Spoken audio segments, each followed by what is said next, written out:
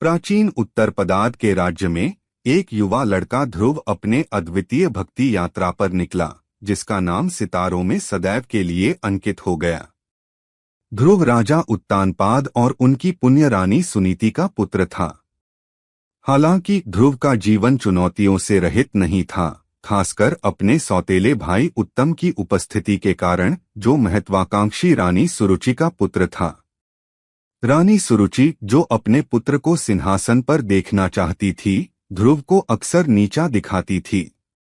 एक दिन जब ध्रुव ने अपने पिता राजा उत्तानपाद के गोद में बैठने की कोशिश की, तो रानी सुरुचि ने उसे रोकते हुए कहा, तुम मेरे पुत्र नहीं हो, इसलिए तुम अपने पिता के गोद में नहीं बैठ सकते। इन कठोर शब्दों ने ध्रुव के दिल को गहरा चोट पहुंचाई।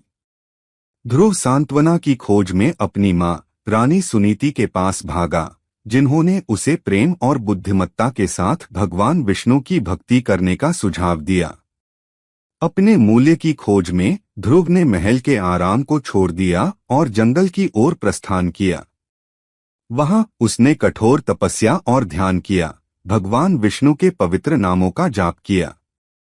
ध्रुव की भक्ति इतनी गहन और अडिग थी कि उसने दिव्य का ध्यान आकर्षित किया। भगवान विष्णु ध्रुव की भक्ति से प्रसन्न होकर उसके सामने प्रकट हुए और आकाश में ध्रुव तारा के रूप में एक स्थान देने का वचन दिया। उन्होंने ध्रुव को आशीर्वाद दिया कि उसकी भक्ति और धर्म की कहानी सदैव याद रखी जाएगी। उन्होंने ध्रुव को आशीर्वाद दिया कि उसकी भक्ति और धर्म की कहानी सदैव याद रखी जाएगी। राज्य में लौटने पर ध्रुव का बड़े सम्मान और श्रद्धा के साथ स्वागत हुआ। राजा उत्तानपाद और रानी सुनीति ने अपने पुत्र को गले लगाया, उसके उपलब्धियों और दिव्य परिवर्तन पर गर्व किया। यहाँ तक कि रानी सुरुचि ने भी अपनी गलतियों को महसूस किया और ध्रुव से माफी मांगी। ध्रुव एक बुद्धिमान और दयालु राजा बनकर बड़ा हुआ, जिसने अपने लोगों को न्याय और प्रेम से शासन किया। उसकी अडिग भक्ति और धर्म की कहानी सभी द्वारा मनाई गई और उसका नाम विश्वास और दृढ़ संकल्प का पर्याय बन गया।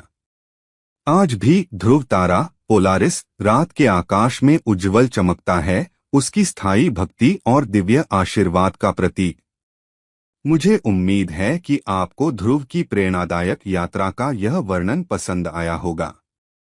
यदि आप और कुछ जानना या चर्चा करना चाहते हैं, तो बेझिझक मुझे बताएं।